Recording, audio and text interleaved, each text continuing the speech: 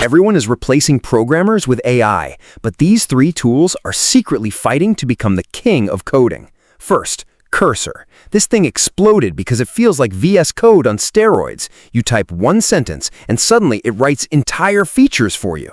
Startups love it, but developers are split. Some people say Cursor made them 10x faster, while others say it creates hidden bugs that destroy projects later. Then there's Claude Code. This one is different. It doesn't just autocomplete code, it acts like an actual AI engineer. Anthropic says their own engineers use it to write most of their code now.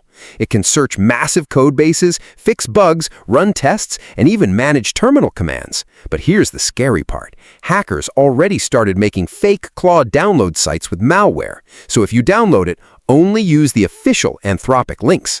And finally, OpenCode, the underdog.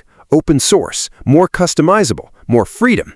But compared to Cursor and Claude Code, it's still smaller and less battle-tested.